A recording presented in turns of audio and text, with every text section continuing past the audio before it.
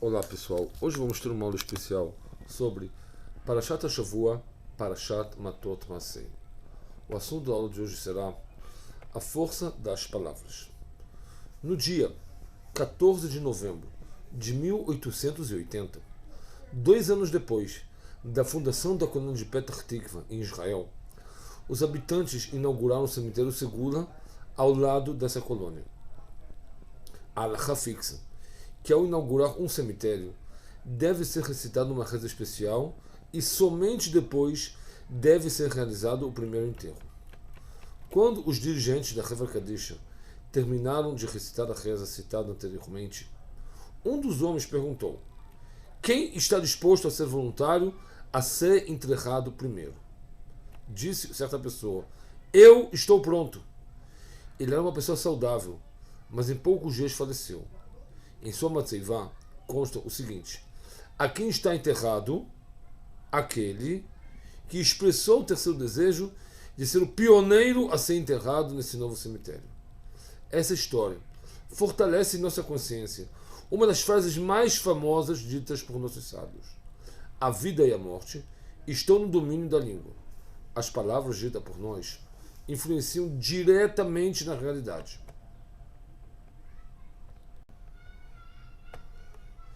Nessa Parashat Matot, o primeiro assunto é sobre promessas feitas pelas pessoas, que ao fazê-las, cada um deve saber que não são palavras da boca para fora, e sim algo que deve ser cumprido integralmente, pois há um pacto que tudo o que sai das nossas bocas deve ser cumprido. Brit Krutá Lasfataim. A cautela no assunto de promessas e juramentos é um capítulo importante na doutrina judaica, mas de fato, não somente em promessas e juramentos devemos ser cuidadosos, mas também e principalmente em tudo o que sai de nossas bocas. Tudo o que sai de nossas bocas tem um certo grau de santidade e, portanto, não deve ser profanado. O poder da fala é a única coisa que diferencia o ser humano da raça animal. O povo de Israel pode, com o poder de sua boca, elevar-se a alturas elevadas e, portanto, incumbe a eles ter cuidado para não profanar o que sai da boca. Como afirmado, o dever da cautela nas leis de promessas e juramentos não se limita somente ao cumprimento de suas palavras, mas sim, e muito mais, tem implicações de longo alcance para a observância de todas as mitzvot.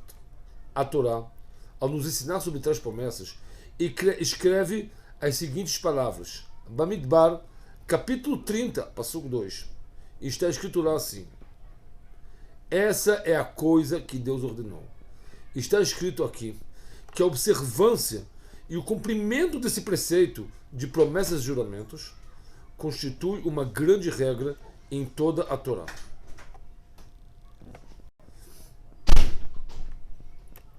A chave para a preservação de toda a Torá é o cumprimento do pacto e juramento que o povo de Israel recebeu sobre si no Monte Sinai, na outorga da Torá.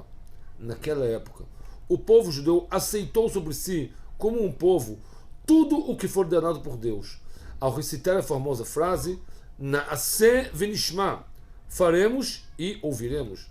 Desde então, cada uma das pessoas do povo é considerado que como se estivesse a cada momento jurando que cumpriria as ordens de Deus outorgadas no Monte Sinai. Assim também, consta no Talmud, Masechet Nidá, Daf Lamed Amud Bet, página 30b. Antes de que cada neném nasce, ele é informado de todas as suas obrigações e devoções, tanto em relação aos preceitos entre ele e Deus e aos preceitos entre o homem e seu próximo. Pois o objetivo pelo qual a alma de cada um baixou para esse mundo é para cumprir os preceitos divinos. Esta obrigação é tão forte, a tal ponto, que a alma jura que cumprirá seu dever. Essa obrigação é aceita pelo homem mesmo antes de ser lhe dado vida. Continua no Talmud: é proibido recitar o Shema Israel, perante ao lado de um falecido. Portanto, se os espedim, ou seja, sermão fúnebre, é dito na presença do falecido, as pessoas devem sair da sala para recitar o Shema. Porém, não todos de uma vez só. Um sai e quando volta o outro sai. Tudo isso é para que ao saírem pessoas ouvindo o sermão e com isso causem respeito ao falecido e a seus familiares.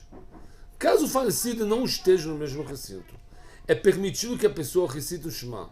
O enlutado, que é chamado de onen, já que até o enterro está isento de todas as mitzvot, deve ficar escutando quieto, calado. Quando as pessoas estão rezando, o onen continua em silêncio.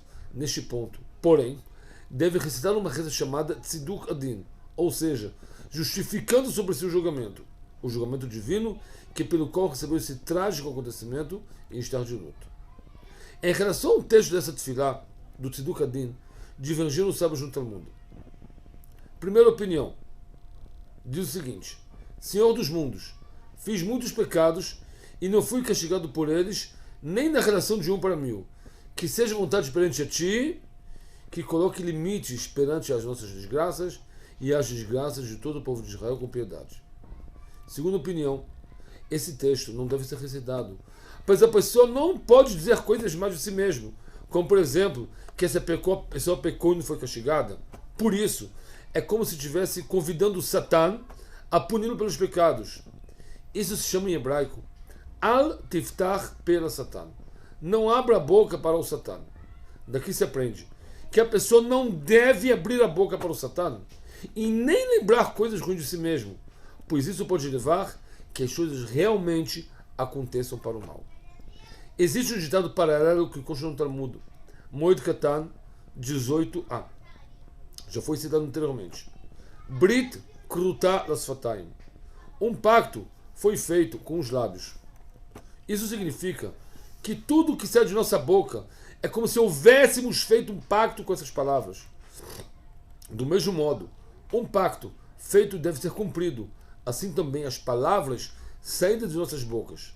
A realidade fará com que sejam cumpridas. O Maharsha, um dos explicadores do Talmud, explica que a expressão que nunca a pessoa abre a boca para o Satã se trata somente de coisas negativas, e a expressão de que um pacto foi feito com os lábios é uma expressão para coisas positivas e também negativas. Existem, por exemplo, diversos exemplos no Talmud que demonstram a colocação em prática dessas duas regras. Por exemplo, que ninguém fale sobre si algo mal, nem sobre seus familiares e amigos, e muito mais nem sobre nenhuma pessoa. Na própria Torá consta esse assunto. Após o pecado do bezerro de ouro, Moshe pediu a Deus que perdoasse o povo desse pecado, e disse que se perdoasse o povo, tudo que bem. Porém, se não perdoasse o povo, disse Moshe, que meu nome seja apagado do livro que escrevesses. Como sabemos, em certas condições, Deus perdoou o pecado do povo. Porém, já que Moshe tirou de sua boca as palavras, que meu nome seja apagado do livro que escrevestes, essas palavras aconteceram na Parashat Tetzaveh, que não aparece escrito o nome de Moshe. Segundo descrito anteriormente, devemos reconhecer o fato que nossas palavras se influenciam e são levadas em conta nos níveis terrestres e celestiais. Portanto, antes de pronunciar qualquer coisa, qualquer expressão na boca, não tão boa, devemos pensar e tentar não pronunciá-las em nossas bocas. Não só palavras, mas como também pensamentos. Influenciam, portanto, não só palavras boas devemos dizer, como também bons pensamentos devemos pensar. Avi Katz, fundador da rede de comida rápida Koflitz, em Israel, conta uma história especial que levanta lágrimas, sobre a Rabbanit Steinman, de abençoada memória, esposa do Rabi Aaron Steinman, de abençoada memória. E assim disse ele: minha falecida mãe, quando estava viúva, morava nas redondezas da família Steinman de Bnei Brak. Nos primeiros 8 meses da Primeira Guerra do Líbano, em 1982, eu servi no corpo de blindados na primeira linha, disse Katz. E não havia quase nada de errado que não havia acontecido com os meus amigos. À minha volta, vi amigos mortos, feridos, e muito mais do que essas linhas podem suportar. Eu vim de uma família religiosa, cujo pai era falecido, e por certas circunstâncias, me alistei no exército de defesa de Israel. Depois de 8 meses, fui para casa em Bnei Brak. para visitar minha mãe e para descansar um pouco. Aproveitei um tempo para visitar um amigo que estava gravemente ferido e para acompanhar outro amigo em seu último caminho sobre a terra.